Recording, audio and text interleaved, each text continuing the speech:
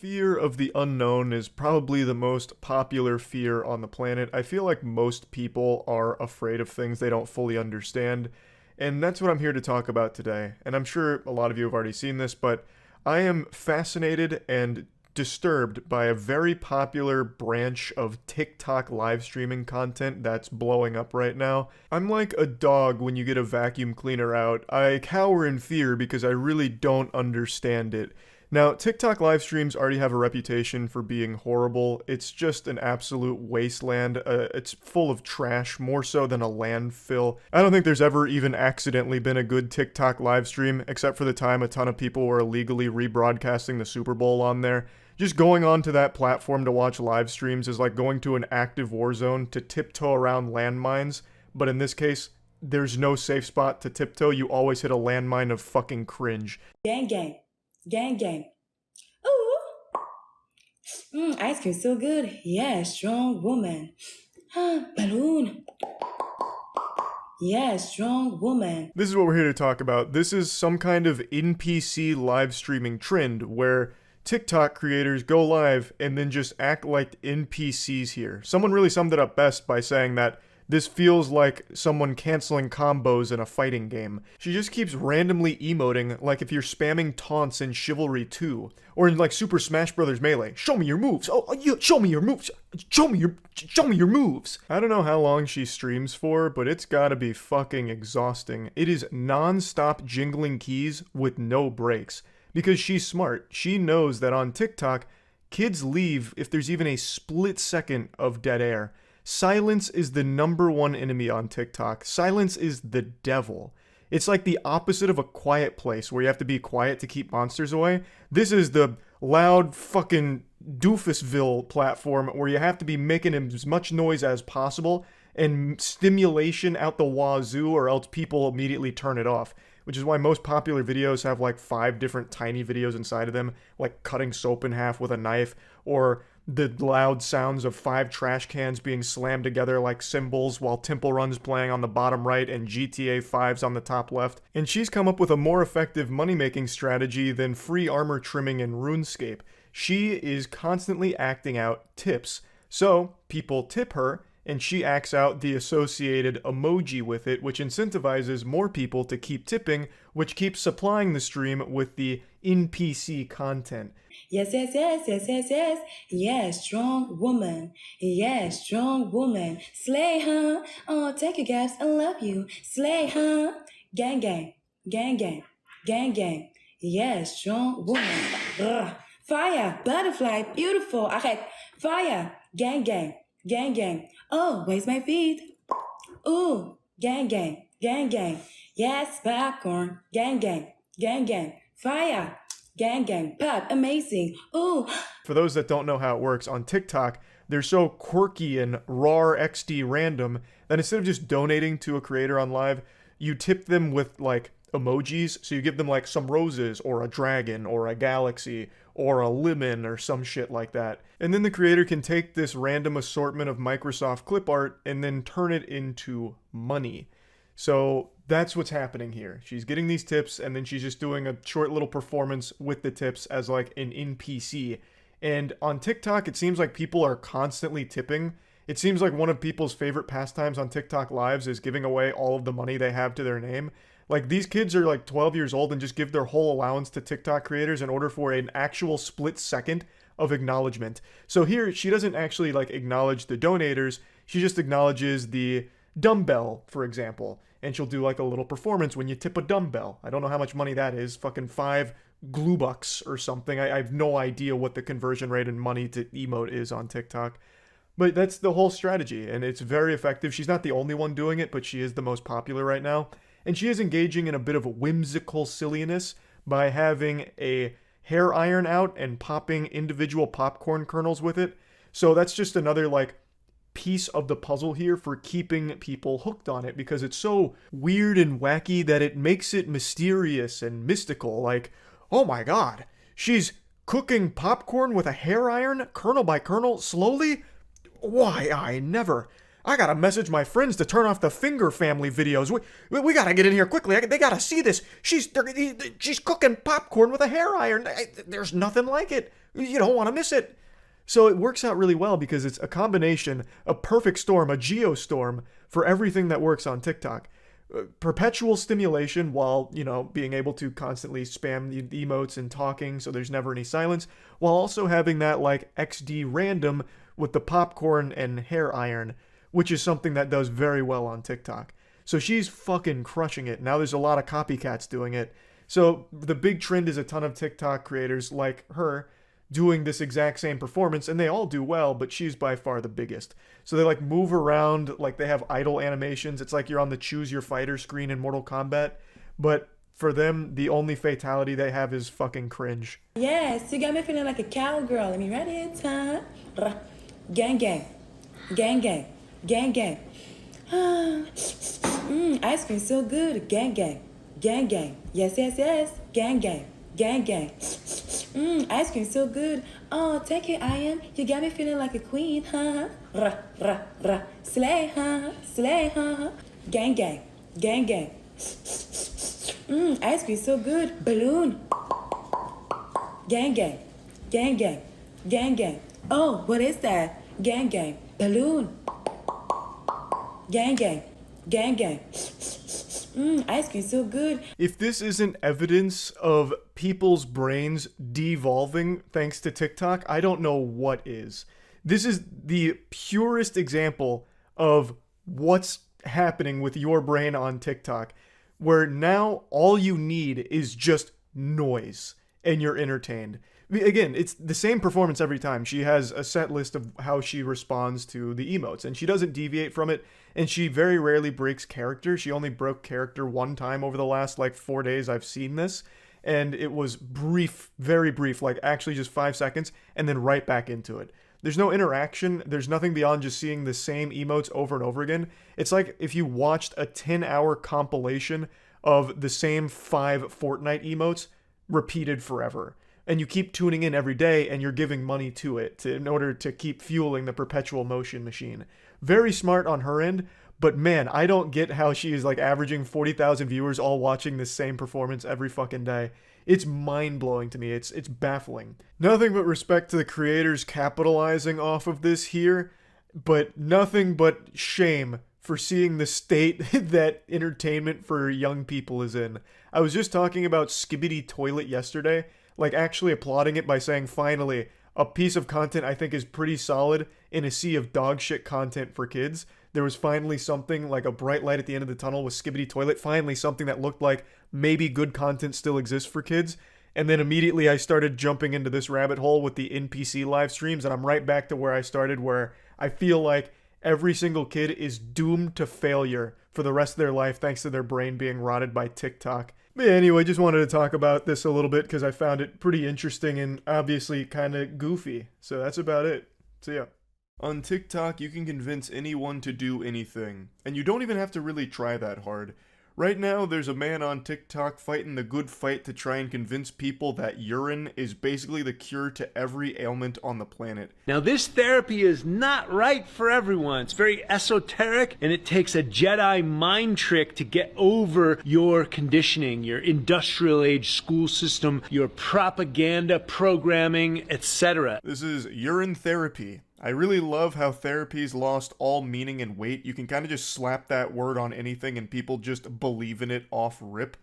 I wouldn't be surprised if they start preaching about deep fried therapy on TikTok, where you go and jump into a deep fat fryer in order to give yourself a golden crispy body armor, and it's supposed to open your pores and make you immune to bullets or something ridiculous. But the evil programming that he's talking about here, that you have to Jedi mind trick Men in Black neuralizer out of your brain, is the common sense knowledge most people have to not drink piss, and certainly not use urine as a sunscreen, and definitely not using pee-pee as an anti-balding agent. It's not exactly propaganda programming that he's preaching it as. It's literally common sense. It's pretty much basic human instinct. Particular situation right here, this is aged urine. This is about 6 months, maybe a little bit longer, give or take. It's got that nice brown tint. to it. Ah, a vintage brew. Exquisite taste. No doubt fermented in an oak barrel while Mozart played in the facility while this was festering. So, it's got the nice brown tint to it that everyone loves their pee to look like. And he's very excited. This is a delicacy to this guy. The fucking urine utopia here. He's got everything he could ever need.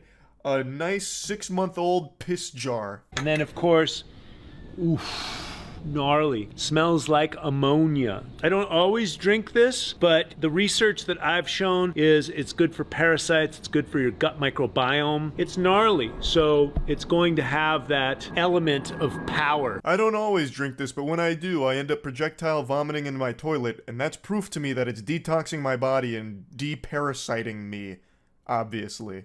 The research I've read, none of which I cite and none of which actually exists with any real merit to it, all says that drinking piss is 2 thumbs way up. So I do it. Daily. I can't help but giggle at that belief that if something is so turbo shitty, it must actually be good for you. This is so gnarly, thus it has that element of power to it. No, goofball, you're drinking piss. The only power that has is to leave stains in a gas station toilet seat. That's it. It's not doing anything for you. Just because it's gross and gnarly doesn't mean that it's somehow carrying these, secret benefits underneath all the garbage. That's not how that works at all. And he keeps talking about it being like an ancient therapy. I will never understand why people want to go back to the ancient ways. People barely made it to adulthood back 5,000 years ago. Most people were dropping dead by 12 years old. It's not like the ancient civilizations had it figured out. Like, their techniques were the best ones. People live longer now and healthier now than they ever were back then. So I don't know why all of a sudden we're putting so much stock in the ancient ways. So typically I use it topically. It's excellent for energy in the sun, boosts my testosterone. I just feel it in my muscles. It really gives me a lot of clarity and energy. But I have it open and we're talking about it. So of course we can drink a little bit and see what happens. The first thing that we get is it's very gnarly smelling. However, once it goes on your skin and you get some sunlight on it, I like to ride my bike. A great swig indeed. The exquisite flavor of pee. Scrumptious piss. Now, to be fair, it's probably not that much worse than just drinking a Miller Lite. But the thing is, at least Miller Lite's not preaching all of these ridiculous health benefits that he's about to drone on about, all of which are a bunch of fucking hooey. And then he starts lecturing about how he uses his 6-month-old piss as a lotion, like basically a sunscreen, and how it helps make his muscles feel better and he gets like a pump out of it and all kinds of just nonsense gobbledygook. Put it on my body, either lay out here at the pool or put it on my body and go out for a ride in my bike, even when it's 110, 115 degrees out here. I mean, I know how powerful this is for me. It's not the greatest tasting delicacy on the planet, but it's kind of like eating oysters or uni, sea urchin. I know it's good for me. It's loaded with minerals. It's not good for you. Like, that's something that's reserved for a life or death situation where you need piss to survive. This isn't something that you just wake up and do as part of your daily morning routine. That is so outrageous. He just really thinks for some reason it's good for him because he let his fucking pee sit in a jar for 6 months and now is drinking it and using it as sunscreen. Now, he doesn't need to age his urine. He is fine just pissing and drinking it every morning like fresh urine. Right from the source, ethically sourced pee from his cock. He's fine doing that. It's not necessarily the aging that he thinks makes it good for him. He just really thinks drinking urine and using urine in a variety of different ways is just like the best thing for you. Inexplicably. It's so ridiculous. And he talks about how he puts it on his body and then goes for a bike ride. My heart breaks for any unfortunate souls that happen to just be walking down the sidewalk when this guy rides by on his bike. I can't even imagine the smell. That must be unfathomable. Like having your senses assaulted by 15 dump trucks all unleashing that Methodist right to your nose. Like, you could probably smell this guy coming from a mile away, wearing 6-month-old dried piss as a cologne as he's on his bike ride, his morning commute. Like that scene in SpongeBob with like taking the stink with him. It's crazy how awful that must be. Cell salts, amino acids, stem cells, antigens, antibodies. But the way I like to use it ultimately is topically. So you put a little bit in your hand there, and then you just rub it on your skin. And so once it's out in the sun for a little while, it mixes with your own pheromones, and it smells like perfume. I highly fucking doubt that. I imagine you just smell like piss. Like, the logic there makes no sense. He even opens that jar and says that it smells gnarly. So how would you take something that smells gnarly, put it on your body, and then all of a sudden it magically turns into something that's like perfume? That's the whimsy of urine therapy, I suppose, the magical mystique of it. He throws out a lot of buzzwords about the benefits that urine has with the antigens and the stem cells and all of that. And I decided to look into it. There's like some research about some of the stuff that is in urine, but none of it recommends ever consuming it or using it on your body in any way, because at the end of the day, it's waste. It's literally just your body's waste. Yeah, it has some shit in it that is like, if you're dumb, like an actual Neanderthal brain, sounds like it's gonna be good, like stem cells. But what you don't realize is it's not like you drinking that urine is somehow like blasting your whole body with stem cells from piss. It's a little musky, if you will. And so this is what gives me excellent color. And I don't always practice this, but when I do, it makes me feel great. So I took some time to create some jars earlier last year. See me getting it on his legs. I like to get it in where my lymph nodes are. So in the creases of my elbows, behind my knees, on my ankles, where the sun hits me the most, my shoulders. Now, of course, he's not the only enthusiast of pee-pee. There is an entire community of urine therapy cultists that swear by it. Like, they love this. Like, they really think they're becoming superhumans, beating every possible ailment ever just through piss. It's like the ultimate panacea to them. But that raises an important question. Why not poop? Why is it only reserved for urine? Why doesn't this extend to the butthole as well? Why is this guy not a shit-eating specialist? Why isn't he preaching the gospel about the hidden benefits of feces consumption? I'll tell you why. It's because they're all cowards. When you drink piss, you're not usually going to make yourself super sick from it or anything, so it's a little safer. But when you eat shit, you can make yourself sick. So they're just afraid. If you want my respect, you'll start eating poop as well. So this guy says he gets up most mornings and drinks some pee. Well, how about you drink that pee and wash that pee down with some poop?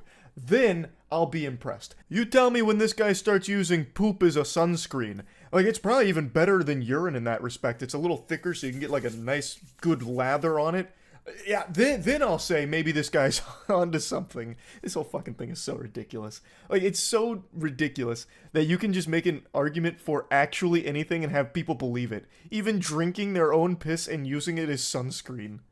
I know people that wash their hair with it. They have gotten rid of some premature balding. It's used for all sorts of stuff. I don't make any claims. I just love it. And I've been using it for 20 years. And I love the way it makes my skin look and my muscles feel. How in the fuck would urine on your scalp prevent premature balding?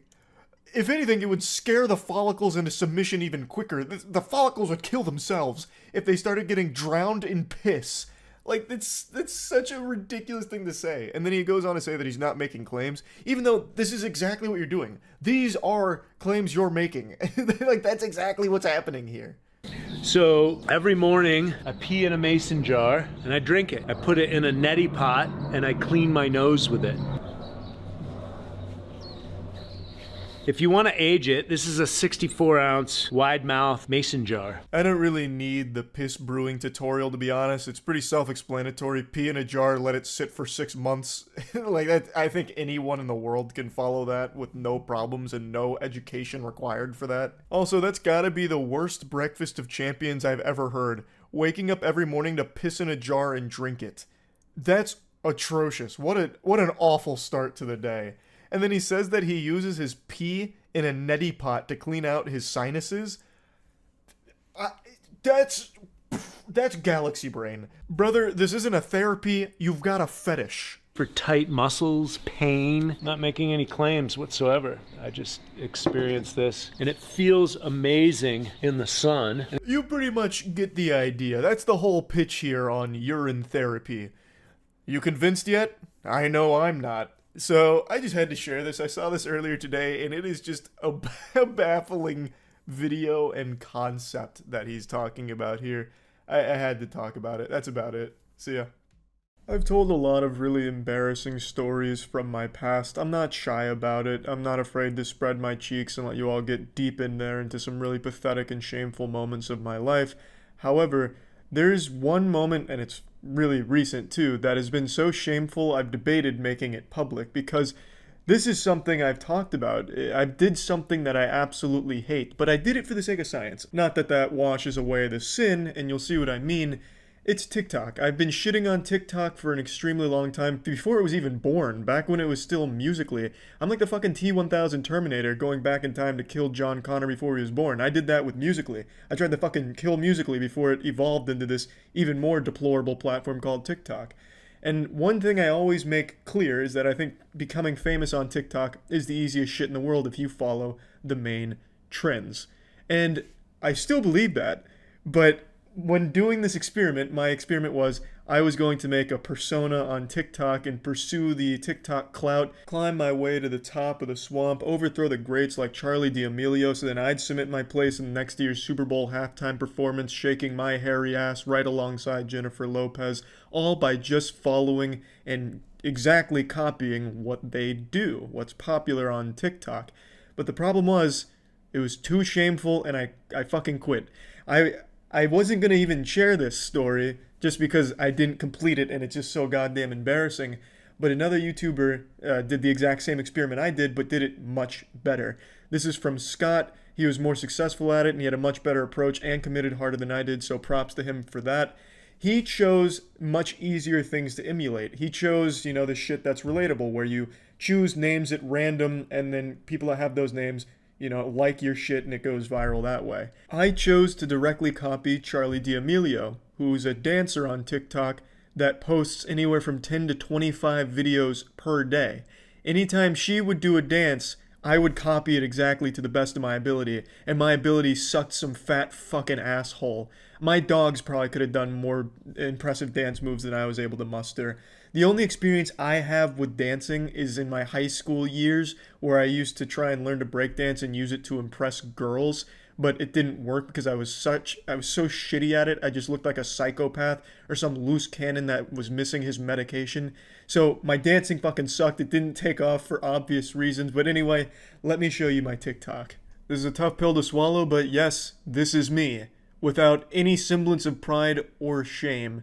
I came up with my alter ego Shade. I thought It's Shade here would be a hit with the younger demographic because the name is fucking raw, it's fucking dope. That shit just sounds lit for young people to say. Plus, I also created a little mystery. I covered my face for the most part. I had a little beanie on, and I had that, bandana across my face. I thought the mystery would be great. Like the masked magician, who's doing all these crazy tricks? Or Buckethead, the guitarist, who's shredding the guitar like a motherfucking angel? I thought that would be me on TikTok. And I think it could have been if I had chose something easier to emulate and, didn't feel any semblance of remorse from doing this awful, awful, awful garbage. Now, I did this in mid-December of 2019, and my New Year's resolution for 2020 was just to give the fuck up on this experiment because it's so embarrassing. So I haven't done it in a long time now, and I only did it for maybe a week-ish. But anyway, hope you got a box of tissues out. You're going to need those bad boys. Let's check out my first TikTok here from Shade. It's really you.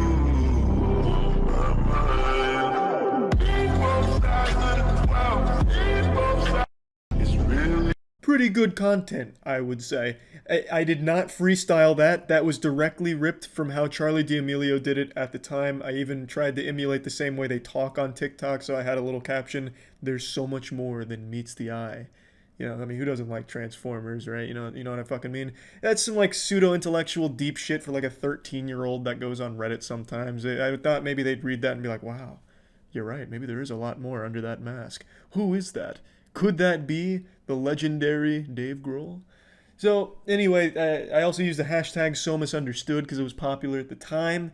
It got 400 views, and doing absolutely nothing but copying. So really, the first dipping of my wiener tip here into the TikTok cesspool was pretty successful, I would say. It wasn't bad, it could have been better. I also did black and white for all of the videos to try and carve out my own little aesthetic for Shade, which I don't think did it any favors. I don't think people like anything at all that goes against the grain, so that was probably just a bit of a misstep on my part to make Shade a little more unique. I just wanna bop that beat, hop up in the Jeep, put a little bitch and drive, fuck my 9 to 5, disappear for weeks. Yeah, those are the moves that'll make you want to kiss your mother just to thank her for giving birth to you so you could exist in a time period where I'm able to bust some ass like that. Yeah, for sure. Also, I should go ahead and say this. I apologize to all 20 of the Shade fans. I've played you like a fiddle. You had no idea you were simply numbers in a scientific experiment from a mastermind. Ha. You fools. Shade was made up all along. It was me. Fuck. It's so goddamn embarrassing. Even just going through this TikTok here is sad. Like, the amount of times I've debated with myself to delete it, but then I'm like, no, Charlie, you should come back to this at some point. Shade needs to write again. And then, like the angel on my shoulder is like, no, Charlie, don't listen to the devil. You really don't want Shade to write again. Nobody does. I mean, fucking Shade is like one of the 4 horsemen of the apocalypse. If Shade's out here making TikToks, something has gone awry in the world. I love you and I wish I never did. I swear to God, you stupid bitch. Copywritten in all my decisions. This is not supposed to be living. Turn myself down into a prison.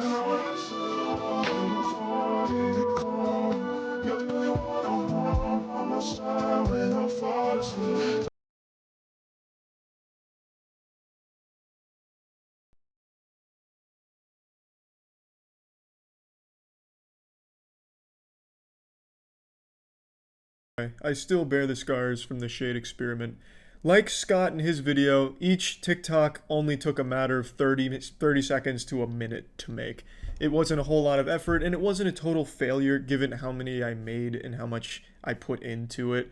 I can chalk up the lack of explosion and the reason why Shade wasn't number 1. I can chalk it up to 3 key components. Number 1, I chose something that I suck asshole at, dancing. I chose an area that I have not the smallest bumblebee's pubic hair's worth of skill in. So that was a huge turnoff for a lot of people, I imagine, who are used to like really fluid moves and shit, where I come in there like the fucking Tin Man trying to rock and rumble with the youngins, so that already was the wrong choice.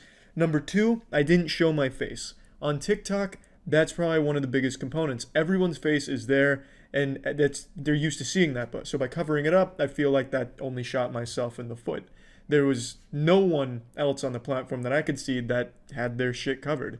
And number 3, and probably the most important now that I think about it, in fact, absolutely the most important, the number 1 thing that I fucked up on, I didn't stick my tongue out. That is the most important thing on TikTok. If you go to anyone's TikTok, any popular person's page, they're sticking their tongue out like they're performing cunnilingus on a ghost. It is all over the place, and it is fucking disturbing because it's like 14-year-olds and 15-year-olds doing these weird lip bites and tongue out kind of shit. It's fucking gross, but you are not going anywhere on TikTok if you're not willing to stick that tongue out. And I wasn't able to do that because that would require me taking off part of the costume, which I wasn't going to part with. Those were the main things that I feel I failed at with Shade. So I noticed that emulating the dances wasn't working, so I tried coming up with my own dances to maybe start a trend in a certain way.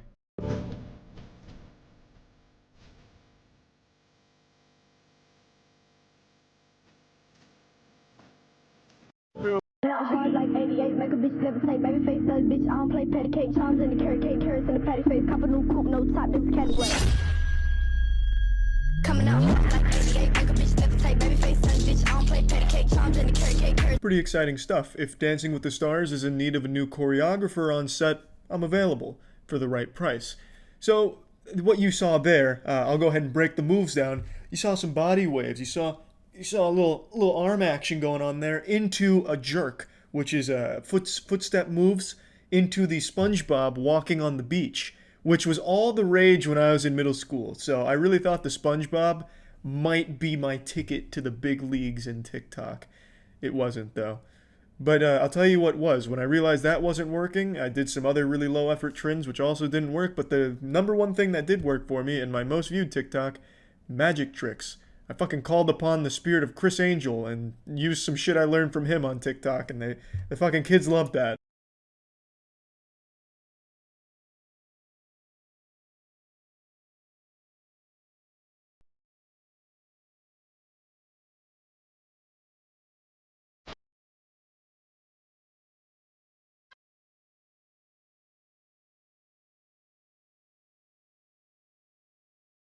If any Hollywood celebrities are in need of a magician for a birthday party, I'm available for the right price.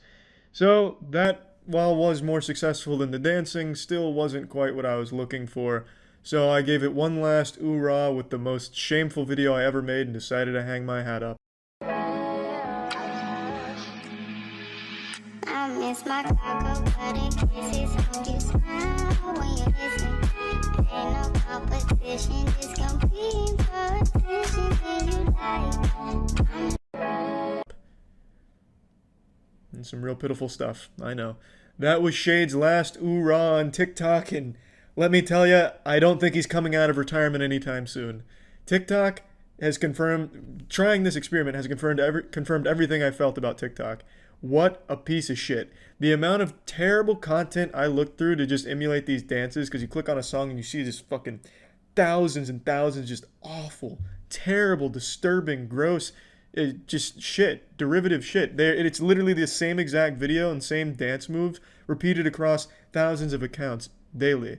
And even Charlie D'Amelio, in her 25 videos per day, will post the exact same dance at 8 in the morning, and then post it again at 3 p.m. in the afternoon. The same dance, the same moves, the same song. Like, I don't really get it.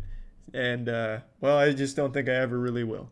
But, hey, we gave it a fucking try with Shade, and I feel I could have done it if only I'd committed harder. That's about it. So, yeah. The desperation for online attention on TikTok is a poison more potent than cyanide, but it doesn't kill you instantly. It's a long, drawn-out, painful, and embarrassing death. And today I want to talk about someone who's got a very severe terminal case of toxic clout goblin. It's a TikTok psychic named Ashley. You might have even heard of her by now because she's made a name for herself in the national headlines. She is a self-proclaimed TikTok clairvoyant who uses her psychic abilities to solve murders. And she recently took on the case of the University of Idaho killer who killed 4 students. The real killer was arrested, however, before Bryan Kohberger, the actual killer being accused here, the main suspect, was taken into custody. Ashley made a long series of videos accusing someone else named Rebecca Schofield of being the killer. It was based on nothing other than tarot card readings and Ashley's own gift of tapping into the universal consciousness. A YouTuber named Detozy recently made a great video covering some of her unhinged videos, but there are so many more. She basically just made a fan fiction about this completely innocent lady named Rebecca and framed her as the killer, and even convinced some brain-rotted individuals on TikTok that she was correct and Rebecca was the real killer. And even though Bryan Kohberger's been taken in with a ton of evidence against him, she is doubling down saying that they got it wrong and that she was right, and that it's the authorities' incompetence that's letting Rebecca get away with it. It's disgusting, really. Like, it's straight up just fucking deplorable. And now Ashley, the psychic superstar, is being sued by Rebecca for all this shit. And rightfully so. She completely deserves to get slapped around in court for this kind of garbage. And I just wanted to go over some of this with you because I truly was blown away by what I was hearing from her. It's a really interesting look into just pure delusion. Ashley really thinks she's like Mob from Mob Psycho, like some kind of crazy, powerful, psychic, like, hero. But in reality, she's just dangerously dumb. And then accusing innocent people of horrible crimes. TikTok psychic. I'm sure he'll set the stage, but just in case anyone doesn't know, TikTok investigator made a claim that they found the University of Idaho murderer responsible for the death of those 4 students, and they said it was their professor. And when, asked about evidence, and the evidence they presented was tarot card readings, I believe. So, not the most bulletproof of investigations out there. But who's to go against tarot cards, right? You'd be a fool to bet against the tarot cards. But you know how that story played out? The actual killer was caught, thanks in part to a Reddit post that they made. And now I believe this lady is getting sued. TikToker by the name of Ashley, she started creating some pretty unhinged TikToks claiming that she knew who was behind all of this. And this is with zero proof, just visions. So disclaimer here. Hey, and look how far Raven got with those visions. I wouldn't be shitting on that so heavily if I were you. You never know what she might envision next. Before I begin this Who is Rebecca Schofield series and her motives for the University of Idaho students, let's just dispel the rumors. No, I do not know Rebecca Schofield. I'm not connected to her in any kind of way. I'm not emotionally tied to her or any of the victims. I'm not connected to anyone. I have no reason to lie on her. But then, you know what? Who am I to chime in so early? She's still going over the process. I'm sorry for the interruption. I did not just see her picture and name on the University of Idaho history page and then automatically feel it was her. This is not a feeling. This is knowledge. I have no feeling. Knowledge from where? I did a reading when I saw Rebecca Schofield on the history department's page on Rebecca Schofield and her connection. Pardon me, detective. Wasn't one of the first things you said, I didn't just see her on this university page and start accusing her. And then immediately your process is, so I saw her on the university page and I decided to do a reading. Well then, this is quite watertight knowledge we're gathering here. Please continue to cook, I'm sorry. Rebecca Schofield and Kaylee connected because she needed an advisor. She was about to graduate. How does she know this? She wanted advice on personal growth. It's called fan fiction. Get with the times. She needed resolution for anything or anyone that was getting in the way of her ability to graduate about her sexuality. During this time what is that? Rebecca Schofield. Oh my god, this is so much longer than I expected. I thought she just did like a single tarot card reading. It's like, look at this. She pulled the murderer card. So that's how I know she's guilty. She's just going through an entirely made up story of fucking nothing. Schofield is in a dreamlike state. She's opened up that passion that she had suppressed for women that was now placed on Kaylee. What? She's explaining it like it's some random fanfic. There's fanfics written about me that are like have similar about her desire for her, but also her desire for women and how she suppressed those desires because of tradition and societal viewpoints. She wanted so badly to write the next 50 Shades of Grey, but wasn't able to actually find success on any of those erotic adult fan fiction sites. So instead she went to TikTok to try and do it, but she's using an actual case of murder. And then accusing a real person of being the murderer. She said that she was so introspective that she lost her connection to her husband and that she needed to focus on her finding her truth and her. Speaking of truth, I want to see a little bit more about the lawsuit first. This is far more wild than I expected. I thought for sure this was just going to be a quick cut and dry, hey, tip Fedora. I pulled out my tarot card readings today, and look who turned out to be a murderer. This lady. Case closed. Thank you for attending my TED Talk. But man, she went with like fucking 15-minute audio book of like a girl-on-girl sexual erotica. What was her name? Warlock Holmes. That's pretty good. I like that. Oh, here it is. Professor sues TikToker who accused her in University of Idaho murders. It's a defamation lawsuit. Here, let me just pull it up. I don't know why I'm just going to read it to you like it's story time. Has she not said anything like public? Hold on, let me go to her TikTok. Is she doubling down? How old is this? This is 6 days ago. She's in here. She's still going. Rebecca Schofield, not the murderer, by the way, just a completely random person she did a tarot card reading on. Rebecca Schofield's alibi, part 2. Murder of 4 University of Idaho students. This would still be after they caught the real murderer. And she's still going. It seems to be an impossible task set before me. Because it is. You did a tarot card reading. It is an impossible task. This is after they caught the murderer, though. It was fresh, you know, and I laughed at it. Didn't take it too seriously. But they keep saying the same thing because they lack creativity. They lack spirit. So they don't have the creative mind to say something different. You accused an innocent elderly woman of being a murderer. What do you mean creativity and having fun with actual dead college kids and trying to pin it all on just some lady? Oh my god, what the fuck? The lack of remorse. The lack of shame. So I'll wait till I post just to say the same thing over and over. It's demonic, and it should be embarrassing. That's why a lot of them have fake pages. They're embarrassed to do it on their own page. I will give her something. The lack of shame is refreshing. She's putting her whole face in here, saying it with her whole chest, being blatantly wrong. I appreciate that. That is nice to see. At this point, it's obvious. Rebecca Schofield silenced Kaylee through her ex. She wanted to silence me, so she contacted my ex. She needs like a legitimate psychiatric evaluation. This is like dangerously stupid. Holy shit, this is actually nuts. I thought for sure she'd be like, oh, it looks like I may have been wrong. The tarot cards were off. Like, try and save some face. But she's just doubling down on it. Wants to be with Kaylee. She had a deep desire for her. It feels like love.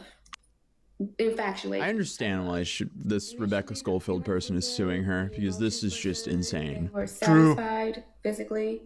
No, like actually true. I totally get it. Imagine you're a professor. To make sure he had plenty of resources so that he can accurately put the energy in to manifest his dreams and his best life. She said his dreams are worthy of living. He said that he wasn't too old to learn, and that his this is like a talents plot have to yet an to be anime. discovered. She didn't ask. And then he learned to do the Kamehameha wave. And then he trained on King Kai's planet. I haven't been sued, so that's why some demand letters you take serious. Man, it's especially looking if a you lot really like did Christmas do over something there. wrong. But the ones that The are used lawsuits as are a scare coming. tactic, Yeah, that video aged very poorly. I think that's how y'all want me to feel about a measly ass $75,000 lawsuit that I'm gonna win. That's such a good filter. I thought it was real at first. That filter gets me every time. I love that fucking filter. Though, I mean, $75,000 lawsuit's not great. Like you don't have to pretend. I know that hurts. That hurts anyone. That's a lot of fucking money. I don't know why we're like posturing here. That shit hurts. Oh my god. Of discovering things about her, because now everything I find out about her crime she committed of ordering of the 4 University of Idaho students, I have to save it. You don't have to save it. There's no point in saving it. Just say whatever you have now, because it's gonna come out in court anyway. So, oh my goodness. I really don't hope think this she is a has public anything, trial. because you're really Holy sitting shit, on I so need much to see information that. from what, a tarot card reading? Oh my god. Like, I have physical evidence against Rebecca Schofield that validates everything that I've said about her, but I can't speak on it now because I would love to see the physical evidence she has to confirm that Rebecca Schofield was trying to get into a romantic relationship with Kaylee and that Rebecca Schofield was struggling with her own internalized lesbianism and all of that wild shit. And then talking about like how she had plans to leave her husband in order to spend the rest of her life with Kaylee and then having to hire an assassin to take her out. I would love to see the physical evidence she had for those claims. Oh, true, the tarot cards. That doesn't lie. That's a good point. I didn't even think about the tarot cards. That is going to be a crucial piece of evidence.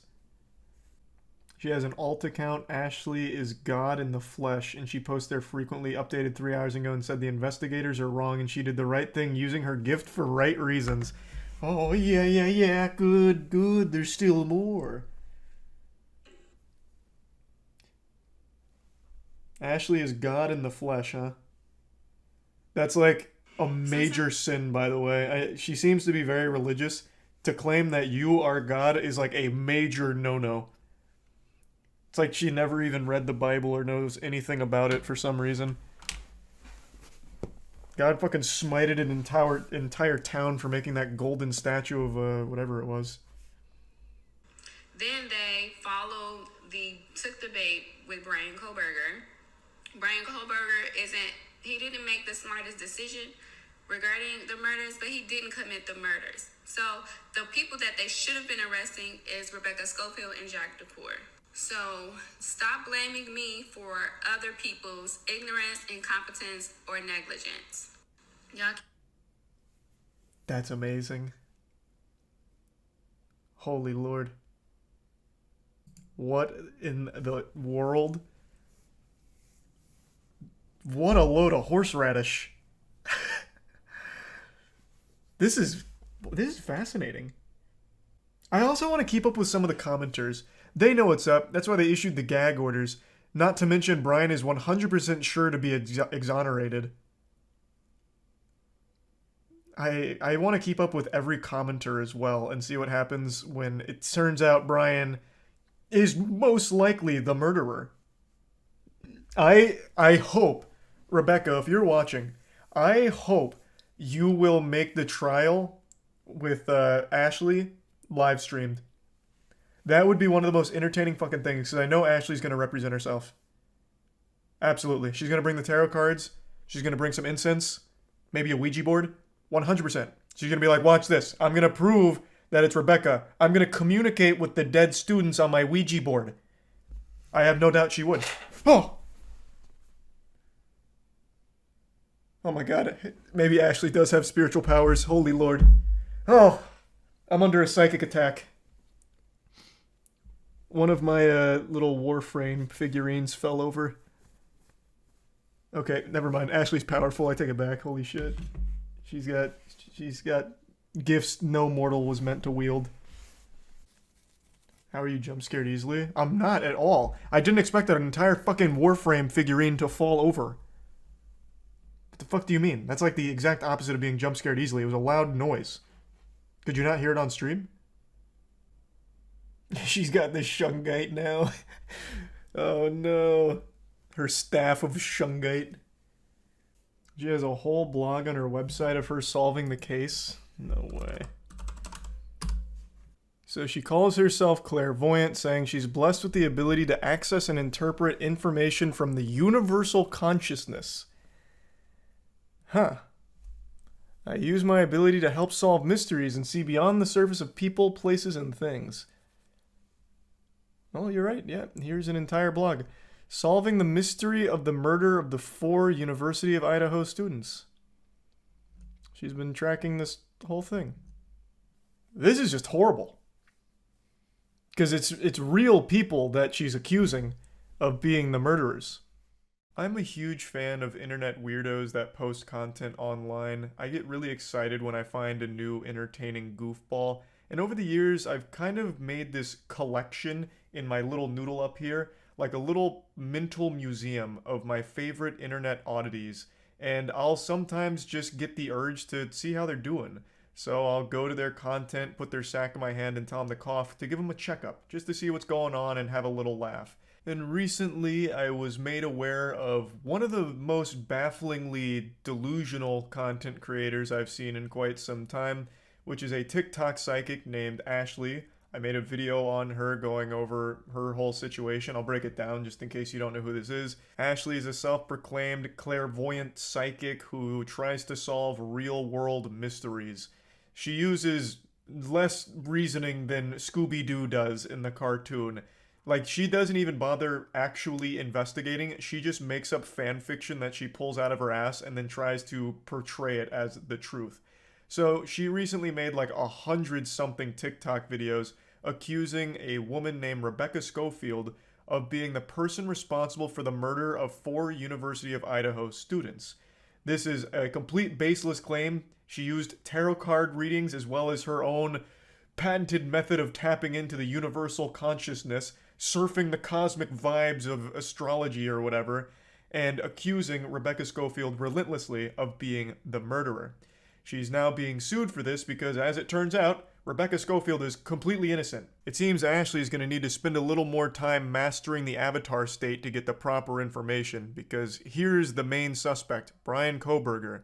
Now, even if it somehow turns out by a crazy plot twist it's not Brian, even though there is a ton of fucking evidence behind it being him, it is still 100% not Rebecca Schofield, as Ashley has claimed hundreds of times now. Now, you would assume that a rational person, after being sued for defamation for accusing an innocent woman of being a murderer, and the most likely real murderer being arrested, you'd think that she'd then be like, yep, looks like I was wrong. This is a big boo-boo from me here. Sorry about all that. The natural next step would be apologizing and trying to move on from it, backpedaling like, looks like I made a mistake. The spirit realm was, the Wi-Fi signals were blocking it and I didn't have my shungite around me. But in the case of Ashley, you'd be wrong, because she commits even further to the delusion, and even after the threat of being slapped around legally, she is still maintaining that she's correct and everyone else is wrong. I'd like to show you some of these TikToks, and I already did talk about some of these in the last video I made, but I actually want to bring this out to a bigger topic, and that's people's inability to accept responsibility even when faced with the absolute truth. People are so afraid of being wrong that they will just do the most unrealistic mental gymnastics that you couldn't even write in a fucking cartoon in order to justify how they're still correct and they're not wrong. I've seen this all over Twitter. When someone gets dunked on Twitter, like they get provably dunked on with facts, logic, evidence, they still will discredit it or come up with some reason that evidence, the facts, the proven truth is wrong and they are right. It's this weird defense mechanism that's so infuriating. You see it all the time with flat earthers. How many times have flat earthers proven with their own experiments that the world is round, and yet they still decide to believe that it's flat? It's people still just wanting to feel special. And it doesn't matter what you bring to them, no matter how bulletproof the evidence or the truth is, they'll just decide not to care. They'll just go back to that belief that makes them feel like they're above everyone else and their intelligence is unrivaled. It really grinds my asshole, chafes the fuck out of it. I went on Ashley's TikTok today because I thought it'd be fun just to have a little giggle. But as I watched her videos, that smile quickly turned to a frown, and I just got so frustrated listening to her try and justify how she's still right. Also, let's pay attention to the statement the University of Idaho gave regarding the lawsuit that Rebecca Schofield has against me, but also the accusations that I made that she was the one who ordered and who is responsible for the murder of the 4 University of Idaho students. It says, while this lawsuit is a private matter, U of I does not condone spreading false information and find this particular allegation to be one of the worst we have seen. That sounds reasonable. Straight and to the point. This is false information and some of the worst we've ever seen. Also, the fan fiction she's writing is absolute garbage and fucking trash. She should stop trying to write these erotic novels that she's cooking up here and trying to pass it off as real evidence in a legitimate murder where 4 students lost their lives. She's trying to capitalize off the death of these 4 students for her own clout. So there was a lot more they could have said to really just, drive the nail in, but they made a very generic boilerplate response that still just kind of covers this, the whole situation. They've made it clear that they do not condone the spreading of false information. That's one. And for this one, they believe that the allegations I've made is the worst they've seen.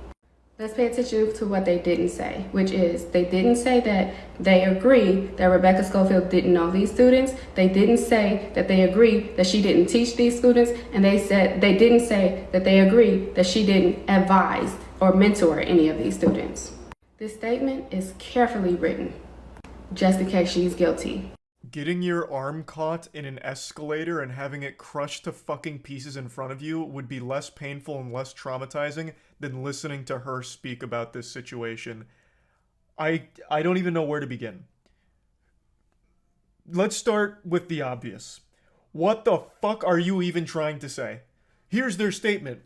But here's what's suspiciously absent from their statement. This is some stupid shit a 4-year-old would cook up in their head. You can actually make this argument for every statement ever. For example, with your own TikToks, you have not once said that you aren't the murderer. Should I start suspecting you as a culprit in this case, as one of the chief suspects? You've made hundreds of TikToks, and I don't think you've mentioned being innocent here. Where were you on the night of the murders, Ashley? It's very odd that you've chosen not to proclaim your innocence or mention where you were on the night of the murders. Now I'm starting to, furrow my brow a bit here and wonder, what's going on behind the scenes, Ashley? Why hasn't that been part of any of your statements? Peculiar, isn't it? They didn't address any of the brain dead shit that you said in this TikTok in their statement because they didn't fucking need to. It's already been proven by law enforcement that you're just wrong on every single goddamn claim. It's a lot of people on YouTube, on the news and articles, the comments, TikTok videos, whatever. When the truth comes out and you see that I'm right, I just want you guys to leave that stuff up and stand on what you said. Don't delete it and try to bandwagon. Stand on it. Your arrogance makes me want to cry. Ashley, if anything comes out that's even remotely adjacent to you making a claim that's almost grounded in reality, I will actually shit my fucking pants. Of course I will keep it all up. For those that don't know, a bulk of her claims were about Rebecca Schofield and her internalized lesbianism, where she was an advisor or a mentor to one of the students and she fell in love with her, but this conflicted with her traditional values, and then the student, she was kind of old, and then, but what about Rebecca's husband? And she just made like a 50 Shades of Grey novel around real murders and blaming a real innocent lady for all of it. And not only her, she also throws another real person under the bus as a potential murderer here, talking about how they, fucking formed this kind of villain alliance here and hired assassins to take out the students. It's an unreal amount of garbage, and it actually does make me upset that she truly believes it so firmly. I took a nap. I tried to quit, but I can't quit. And I don't even want to cry here, but when I went to sleep, I had a dream.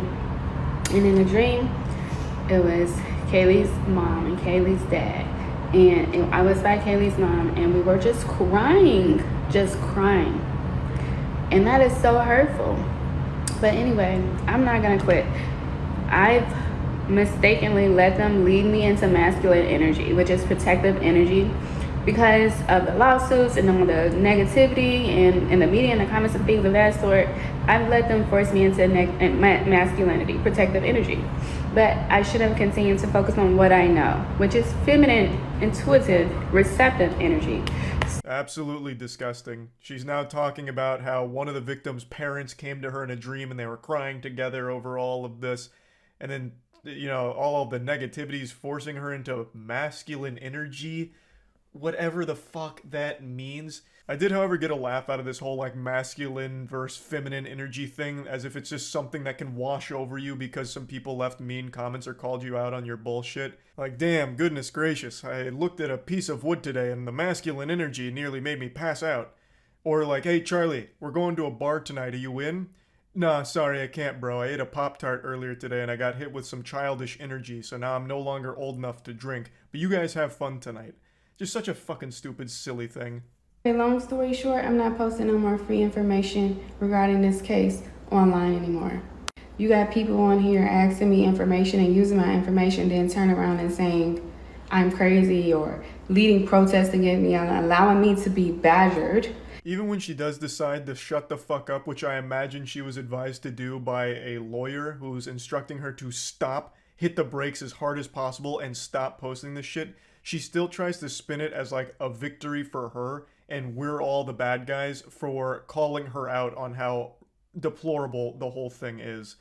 So yeah, I just wanted to go over this because I am so tired of people just refusing to accept reality. There's nothing wrong with being wrong. Changing your beliefs is a natural thing. It's healthy. You should change your beliefs. You shouldn't have the same beliefs right now as you did 10 fucking years ago. You should be evolving as you're getting new information, you're learning new things. Your beliefs should also be evolving as well. There is no reason to stick to something that is provably wrong and false. It just makes no goddamn sense, and it made me upset today, damn it, and I needed to rant. That's about it. So yeah. You have been lied to. For your entire life, you've been fed a fib. You've been living in a dimension of dishonesty.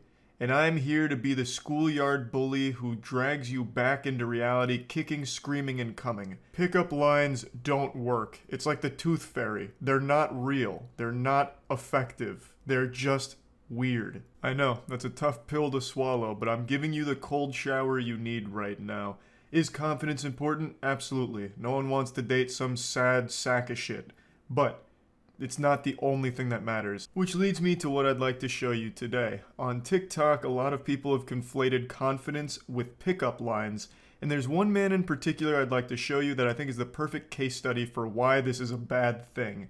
Pickup lines will never work for the majority of people in the world. Unless you are an actual chiseled Greek god, a pickup line is only going to serve to make you look creepy and dry up every vagina within a 5-mile radius. It's just a cringy, gross thing. Pickup lines only work in YouTube prank videos where it's all rehearsed and fake. But a lot of people don't seem to know that, so a guy on TikTok has been using pickup lines pretty much every day for the last month on strangers out in public, hoping to get their numbers or go on dates, and he's been rejected at least like 100 times now on camera, it feels like, in only a month, so he's setting a real world record here. Hey, excuse me. Hi, I got you Pop-Tarts for looking so beautiful. What's your name?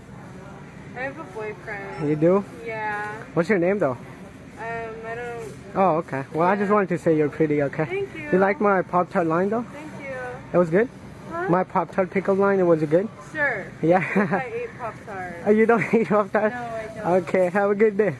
I wasn't even in the shopping center at this time, but I honestly felt like I needed a shower just from even seeing the video. It's just so uncomfortable. You could tell the girl really just was dreading every second of that interaction. It only lasted about 35 seconds, but I bet it felt like an entire 24 hours worth of misery for her.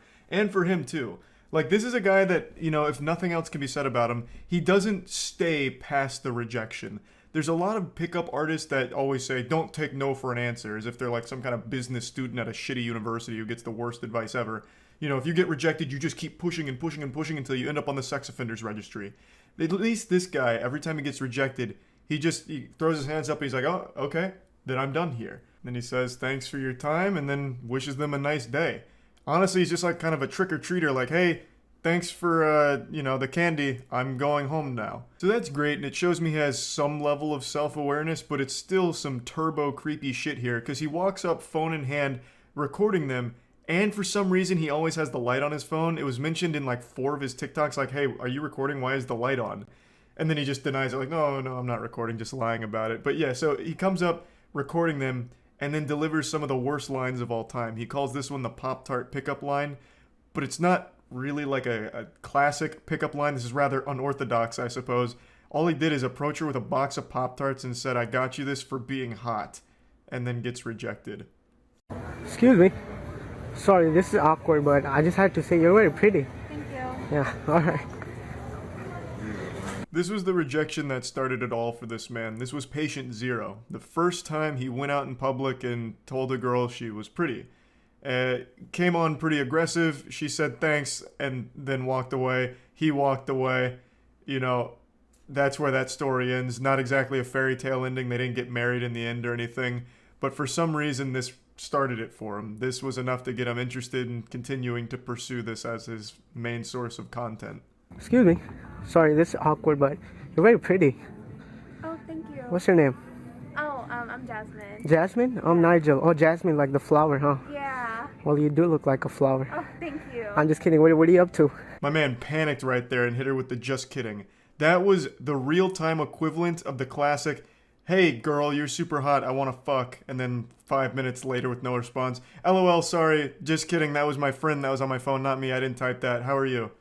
Like, you can't just throw that out there and then immediately backpedal like that. He just bailed instantly. Excuse me. Hey, I was just leaving the store. I had to tell you, you look so pretty. Thank you so much. What's your name? Sherry. What are you up to, Cheryl? Buying a charger. Oh, buying a charger? What'd you do?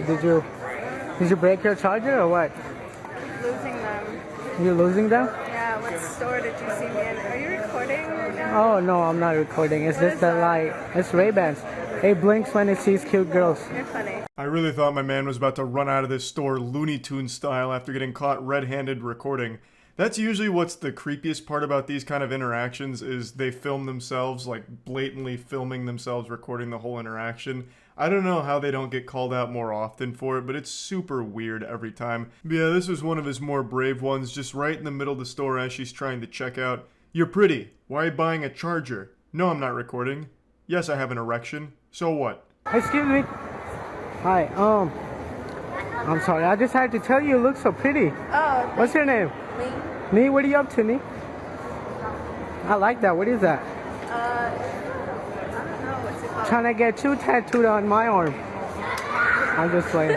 How's your day going? Good, yours? Yeah, you don't get approached a lot? You look nervous. Am I making you nervous? No, I did, but I just can't walk You here. got scared, huh? No. No? This one's pretty fucking rough. I can only imagine how scary it would be to just have some random goofball sprinting up behind you, and you can hear him coming too. He's really fee-fi-fo-fumming his way behind her, shouting, excuse me, and then you turn around and it's a guy recording and says you're pretty. That shit's just gotta be painful. Like dipping your nutsack in like piping hot boiling water. Like it just can't be an enjoyable experience. And even he recognizes that, where he's like, oh, you look nervous. You were probably scared. Did I make you scared? I'm sorry. You were scared and nervous. Like he can even rationalize somewhere deep inside of him, like, yep, this was pretty psychopathic shit. I probably did scare her. Excuse me. Sorry. This is awkward, but I love your outfit. Oh, thank you. What's your name? I'm actually in a hurry. Oh, you're in a hurry? Yeah. Well, can I grab your number real fast, you think? I do have a boyfriend. You do? Oh, you're very pretty, by the way. Take it as a compliment, okay? Yeah. This one was pretty cool because he performed it in front of an audience here. That guy in the back is very well aware of what's going on here, and he's got front row seats to the Cringe Super Bowl happening in front of him. And you can see even he's cracking a smile from time to time after how uncomfortable this whole interaction is. Excuse me. Excuse me. Oh my god, you're so pretty. Thank you. What's your name? Lauren. What are you up to, Lauren? Nothing much. Yeah? What you looking for? Close. I'm looking for your number. I have a boyfriend. You do? Alright then. Well, you're pretty, okay? I swear to God, this guy has heard the word boyfriend more than he's ever heard his own name. Every time he walks up to a woman within 3 or 4 sentences, he's able to get them to say, I have a boyfriend, or sorry, I have a boyfriend. Like, I don't know how many times you can take that. Just stop. Just fucking stop. Stop using your pickup lines. Stop recording yourselves trying to, like, come on to women in a really creepy, aggressive way. Just stop it. Excuse me. Hi. Hi. Do you know where the library is? Yeah, if you go all straight, you should see it. So just continue straight across the bridge. Oh my god. and it's to your right. The way you like pointed, you're definitely my type. I just playing. What's your name? Jocelyn. Jocelyn. What are you up to, Jocelyn? I'm actually really late to class. Oh, you are? Yeah. What class you got? Nutrition. Nutrition. Oh, I love that class. Okay, have a good day. Okay, thank you. Well, I mean, he tried. There was an attempt there. The way you just pointed out the library makes you the girl of my dreams. You're definitely my type. Regular old Casanova. I have no doubt shortly after filming, the girl ran back and jumped into his arms. So, which was the library? Sorry, I'm new here. The library? Yeah. Just walk straight, like down. It's literally like, just walk straight and then it's like that big building right there. Okay, you go here, yeah? Yeah. Oh, okay. What's your name? Mine? Yeah. Lauren. I'm probably gonna walk by the library right now. Oh, yeah? You want to walk me? Yeah. You're attractive. Thank you. What's your Unfortunately, in this one, he managed to run into an extremely nice person who was kind enough to invite him to follow her to the library because she thought he needed help getting there. And immediately upon receiving the invitation, he accepts it and gets super fucking weird about it. This will probably be the last time she offers to help a stranger find the library or anything of that nature. It goes on and on and on for like 30, 40 more videos maybe, I don't know, so many. And he's still going to this day. I think his most recent one was only like 4 or 5 days old as of right now, me making this video. So yeah, I just wanted to show this and let you know, pickup lines very rarely work, and going up to random women in public and being super creepy will never work. It's bad. That's about it. See ya. You all know I'm not a big believer in the paranormal, all that hocus pocus and all that mumbo jumbo about ghosts and goblins and ghouls and gnomes and Santa Claus. It's all a bunch of hooey. The only metaphysical conundrum that I believe in is the mystery of why I'm stuck at 5'6".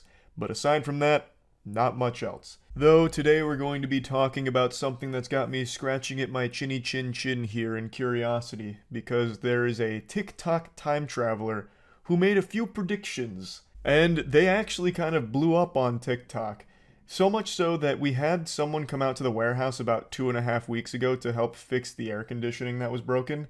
And before leaving, he mentioned to Matt that we need to make sure that we really hunker down, board everything up, and prepare for a Category 6 hurricane that was blowing in about 2 weeks. And Matt was stunned. So Matt sat there like he had just been hit with a fucking flashbang and tear gas at the same time. His brain literally blue screened upon hearing this. A Category 6 is not real. That's never... Category 5 is the highest it goes. So this goes above and beyond. It's going fucking plus ultra. And this guy is claiming that there's one on the way, even though there was no information about that anywhere. So Matt poked a little bit to see where he got it from. And he said a time traveler on TikTok said it. And that's when the light bulb went off in Matt's head. Eureka! He knew it was time to take this seriously now. There was a lot of weight behind this claim. So this is the video that was floating around and actually gaining a lot of steam online. Yes, I am a real time traveler. Here are all of the events to come in the final months of 2023, September. This isn't unusual for TikTok. Every single goofball with a phone likes to pretend that there's some kind of time traveler giving us warnings, and they just make like a ton of fucking outrageous claims. And this one said on September 4th, the first ever Category 6 hurricane occurs. It runs up almost the entire US East Coast, but it mainly affects Florida and both the Carolinas. Now, when Matt told me, I had already told him I knew that, because I am very in touch with the goofy shit that happens online. I had actually already made fun of this video on stream as well. When Matt told me about this, I giggled quite hard. I nearly spit up on myself. I still can't believe that real human beings in the real world will see some shit like that on TikTok and not give an iota of thought to it, and never even have the idea that it could be a lie cross their mind. This is a complete stranger on TikTok claiming to be a time traveler, making outrageous claims, and then some people just pog out to it and take it at face value, believing it. Like, holy shit, a Category 6 is rolling in, we gotta get fucking prepped. John Titor on TikTok said so. John Connor, Johnny Silverhand, the TikTok time traveler, this asshole said a Category 6 is coming, so it must be true.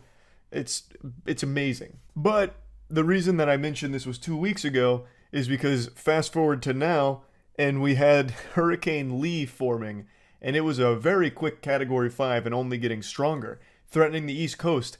And a couple days ago, Matt told me, Charles, if this turns out to be right, we're gonna feel real fucking silly for making fun of this. He tried to warn us, but we didn't believe him. And I was actually starting to panic a little bit, thinking the universe around me was crumbling. My understanding of this very dimension we inhabit was starting to be called into question here. Maybe this was the one asshole telling the truth and is somehow an actual time traveler trying to get the message across. And I spit on it. But then it turns out, no, he was completely wrong. He not only predicted the wrong date, but he made like 5 other predictions that are just ridiculous. And also, Hurricane Lee has lost most of its strength. It's still a Category 3 hurricane as of right now. And it's also not going to Florida like the time traveler predicted. I also want to show you the other predictions they made in the same video. They said on September 10th, 20 people are chosen to see the afterlife to know what it is like when you pass.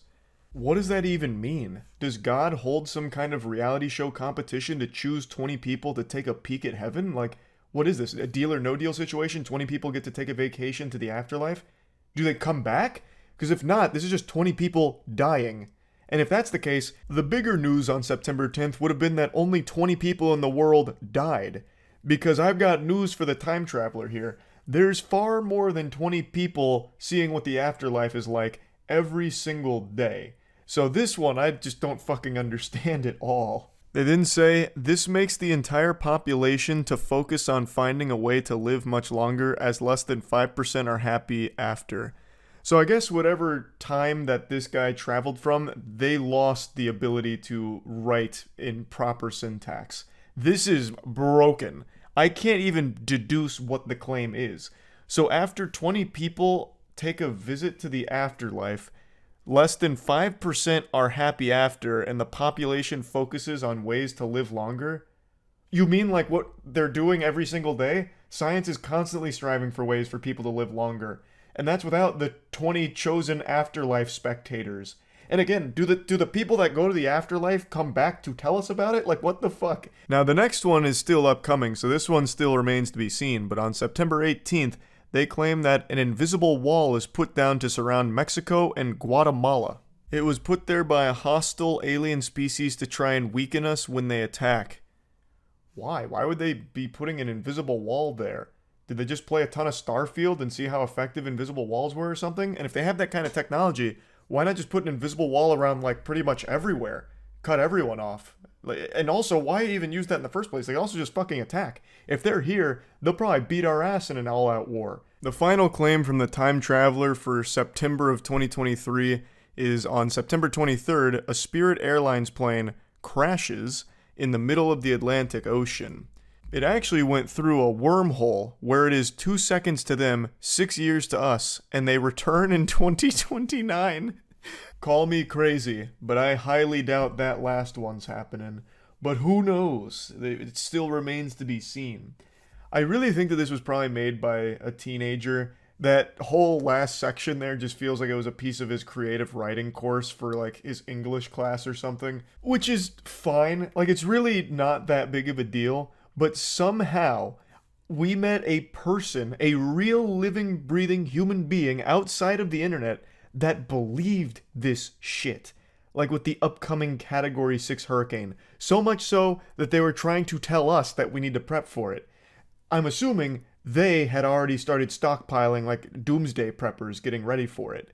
And that is tragic. That we've reached the point where people will actually believe anything.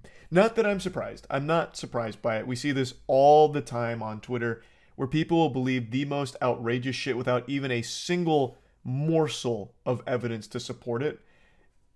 But I've just never seen it in the real world. I thought that was mainly brain rot internet brain, but no. This was a seemingly completely normal guy and just happened to really buy into this hype that there was a Category fucking 6 hurricane that was coming in like 2 weeks. But you know what? I'm putting the carriage before the horse here. You know, there's still time for some of his other predictions to see if those come true or not. You know, he got a couple of them wrong, sure, but you know, who isn't wrong sometimes? But anyway, I just had to talk about this a little bit. That's it. See ya. I've got a confession to make, and it's something I'm not proud of. I am deep into the TikTok rabbit hole of desperate attention-seeking behavior. I'm so embarrassed to say that, downright ashamed. I'm like an 80-year-old woman, and TikTok has become my soap opera. It's just this captivating train wreck I can't help but look at. These aren't even like people anymore. They're just clout zombies. An insatiable appetite for internet attention, updates, and increased follower count. Bigger number, better person. And they will do anything to get a bigger number. And nothing is off limits. I swear to God, they would dig up their dead grandmother as a devious lick challenge. They'd fucking shove a Tide Pod down the throat of their dog if it meant more views on their TikTok page. It is just truly this battle where people are coming up with the most outrageous and most deplorable ways of getting internet clout as fast as possible. And that includes faking abuse. Okay guys, this muffin I got from, I think it was from like some grocery store, is so good. Like, I have no idea why the fuck you keep recording yourself eating. You're fat and you're overweight. Yeah, I couldn't find the original video since she took it down after admitting it was all fake. All smoke and mirrors, nothing's real, you got fooled, and it was all a play for attention.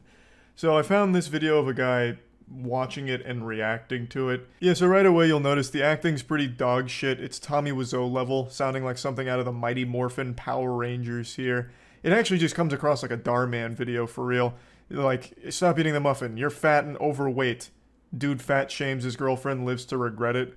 But you have to remember, most people on TikTok are actual children. A lot of them haven't even developed object permanence yet. Like, if I put this phone behind my back, they think it disappears. Those are the people that are using TikTok mainly. So when they see something like this, they're just going to take it at face value. But it's not just kids. Like, no one really expects someone to fake an emotional abuse video for views on TikTok. You'd have to be a real piss stain in a gas station urinal to try some shit like that. So most people assumed it was all real, and especially victims of emotional abuse came forward to support the creator here. And this spread very rapidly on TikTok. She gained like 100,000 followers as a result of it, with people just pouring tons of support into it. I have no idea why you keep wanting to record that. I just want to show TikTok my muffin. Like, why did you have to go there? But when you're fat and overweight, TikTok shouldn't be a priority. It should be losing weight for me. All right, Mark. Wow, what a piece of shit. Show this woman love and support, please. But just wow. Yeah, not exactly classically trained actors from Juilliard or anything, but it was effective enough to gain 100,000 followers and convince people she was in an emotionally abusive relationship with a piece of shit boyfriend. And she got a lot of support for it, and the views were very positive for her. Also, the dialogue is, of course, really awful. They didn't have much of a script here. It sounds like dialogue out of Death Stranding. You're fat, overweight, eating muffin, bad. Lose weight because you're fat, overweight, lose weight for me, okay? It actually just sounds like a parody that you would read on Reddit underneath a post about like an incel or some shit. It's not well executed, but it was good enough that a lot of people believed it initially. And then people eventually started pointing out things that didn't make much sense and calling into question the authenticity of it, to the point where the creator eventually came forward to confirm that, yeah, she faked all of it for attention. Hey guys, so I just wanted to come on here. I haven't posted in a few days, and it's mainly because I've just been feeling very bad about myself, and I'm just gonna come out. I'm gonna say it. This is the video for all you guys who want it.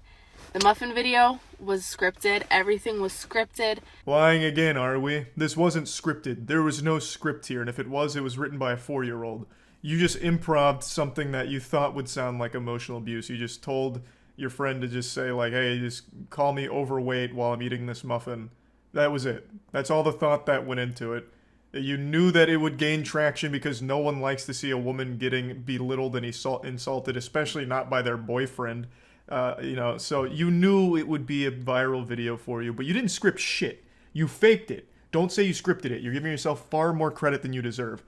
Nothing was authentic, nothing was real, nothing was true. I want to thank all the accounts who are holding me accountable, because that's what we should be doing in today's society. And after the muffin video, you're probably like, well, why'd you keep going? I love that line when someone makes an apology video after getting caught with their ass in their own mouth. Actually, I'm super glad you're all holding me accountable. This was really a social experiment to make sure that everyone was ready to hold someone like me accountable for these actions. It was all staged in order to empower all of you to hold me accountable. So thank you for that, and you all passed the test. Come on, we know you're not happy about that, so take the mask off, drop the act, just be like a Scooby-Doo villain who gets caught. I would have got away with it too if it wasn't for you meddling kids, you fucking turbo nerds. And that's what, if you notice, I have another TikTok. That's what my marketing team told me to do. They said, keep going, like, continue to grow, continue to grow. As a person, though, it just keeps eating me inside. They told me, don't make this video because you're gonna get so much hate. And it's like, I don't care. You guys can hate on me. You can do whatever you want. I literally don't give a shit, but... Where'd you get your marketing team? Off Fiverr or something? Just like one guy in his basement who says he's a marketing expert? What kind of strategy is that? No, just keep going. That way it just keeps building, and then you look even stupider when you eventually have to fold because it's become too much and people are shitting all over you on TikTok. That's not marketing. That's self-sabotage. What you have is like a double agent who must be working for like your arch nemesis on TikTok trying to like sink your career. It's a terrible idea. It's a horrible strategy. Though I do like the scapegoat. I don't know if she has a marketer that could just be like someone she's pushing blame on in order to make herself look a little bit better. Like, listen, you plebeians, I went against math and science. My marketing team, all 500 of them, all of them told me don't do it. They begged me not to make this video, but I knew in order to be the morally perfect person that I am, I needed to come forward and own up to my one and only mistake. I said, damn the numbers, damn the data. I'm doing what's right. Even though it was probably just her and her friend that hatched this idea as just a quick viral video, knowing that they'd be able to capitalize off an emotional abuse situation in order to get like some pity follows or just some supportive messages and validation. It's just really disgusting all around. And I do wonder if there is a marketing team here at all. I just want to make it clear that if I lose 150,000 followers, that's fine, as long as everyone knows that this video was not to hurt anyone. There were no bad intentions. Because TikTok is an entertainment app, that's purely what it was for, entertainment. What the fuck is entertaining about witnessing emotional abuse? Like, where's the fun? Was I supposed to sit there and watch the video and be like, oh, hey, oh, just like a jolly old belly laugh? Like, oh my god, she's eating a muffin and getting insulted for it.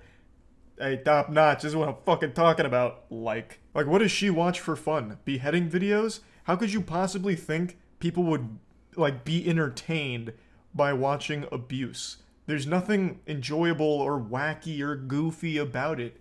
It's just sad. Like, it is just sad. And it's especially insulting to people who actually have been through abuse like that, who would have watched that video and been like, oh my god, this is so terrible, and then like actually relate to it, only to be told, no, I lied about it, I staged it just because I wanted more followers, it was just supposed to be entertaining. It's like, oh, it was just supposed to be entertaining. Okay, so abuse is just entertainment to you. It's, you know, it's an insulting, silly fucking concept. I did, however, do the breaking up text, which I wasn't supposed to do.